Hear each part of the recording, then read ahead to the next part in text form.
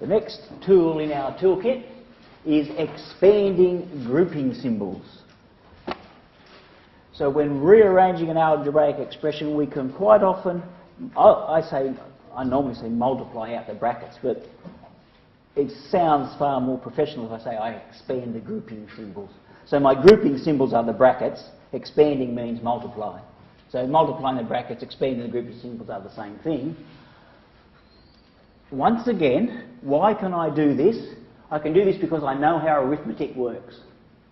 And I know that if I have any sort of numbers at all, we have this law of arithmetic here. I'm going to say this one. It's called the distributive law of arithmetic, or just the distributive law. And I'm going to highlight it because we use this law over and over and over again, the distributive law. And here's an example of the distributive law. It says 6 times 5 plus 2 is the same as 6 times 5 plus 6 times 2. Now, if you had numbers, you wouldn't blink at that at all. You'd believe that you've used that 1,000 times already, right? You know that. You might not have known the name, but have a look in here. It says on the left-hand side I've got 6 times 7, that's 42. On the right-hand side I've got 30 plus 12, that's 42. Seems reasonable, sitting there. And so, in general form, I can say if I've got A times B plus C, where A and B and C are any numbers, the distributive law says that's the same as A times B plus A times C. So you can see here I've got grouping symbols. Here I don't have grouping symbols on the right-hand side. So here I have effectively expanded out the grouping symbol. It's just a straight consequence of the law of arithmetic called the distributive law. And we use this over and over and over again.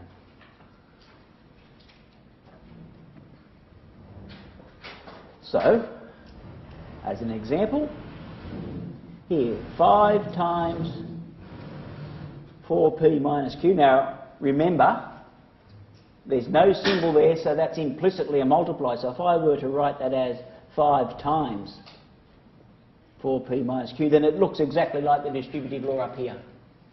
And so that becomes 5 times 4p, in this case it's a minus, not a plus, but that's okay, minus 5 times q.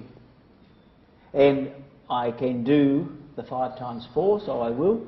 So I'll get 20p minus 5q. And so that algebraic expression is equal to that algebraic expression. Essentially, they represent the same number no matter what choice of p and q you choose. So I've just rearranged that thing. Is that simpler than that? I don't know. So in here I've expanded the grouping symbol, I've rearranged the expression. I don't know if I've necessarily simplified it or not. But it's certainly a rearrangement. Let's do B. It says minus 2, and again, times 8x squared minus 4x cubed.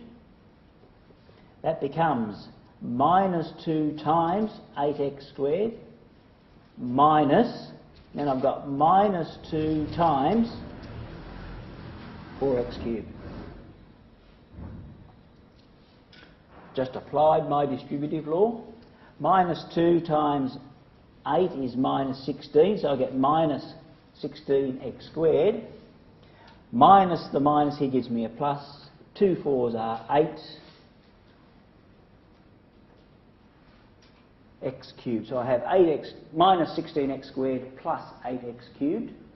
And I have expanded out the grouping symbol. But as you can see, all I'm doing is I'm applying that rule.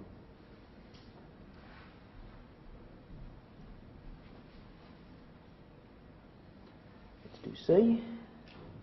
C, as it's written, it is minus A minus B minus C. And I guess, really,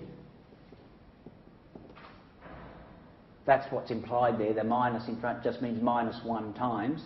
And so now this becomes the distributive law again. This becomes minus 1 times A minus 1 times B minus 1 times C. And so I have minus 1 times A is minus A, minus gives me a plus B plus C. And of course, it won't take you very long before you don't need to put in these intermediate steps. You could go straight from there to there. Okay? Quite happy for you to do so. Just put those steps in there just to make it very clear that all I'm doing is applying this law.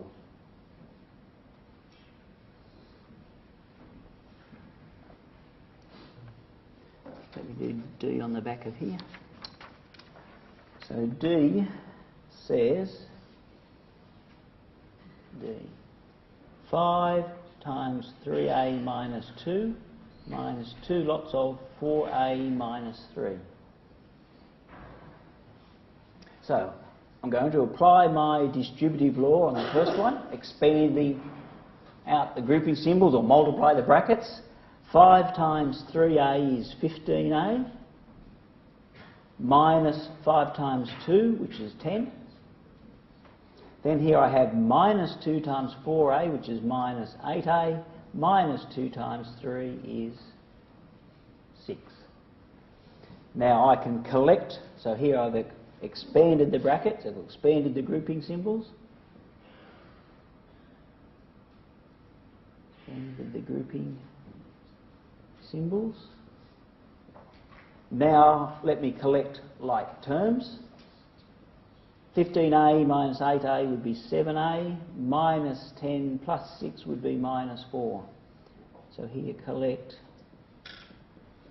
like terms is what I would do in that step. Sitting there.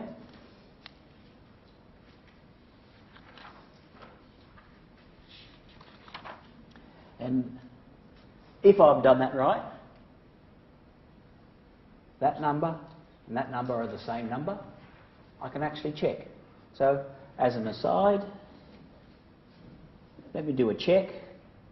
Let me say, let me put A equal to 2, for example. And we'll see if I've done it well or whether I haven't. I may have made a mistake, I quite often do. The left-hand side here is 5 times 3 times 2 minus 2, minus 2 lots of 4 times 2 minus 3. So here I've got 6 minus 2 is 4, so I've got 5 times 4 minus 2. Here I've got 8 minus 3 is 5. So here I've got 20 minus 10, I end up with 10. Let's try the right-hand side. The right-hand side is 7 times 2 minus 4. That's 14 minus 4. That equals to 10. So I think I've probably done it right. Okay? That's not conclusive, but it's certainly evidence that I've done a good job up here.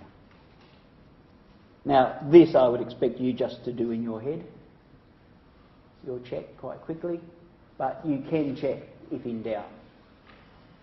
The other thing you can do, of course, is if you don't know how to simplify, put some numbers in and see what you would do. Okay? Or algebra is just doing arithmetic. You just don't know with which number.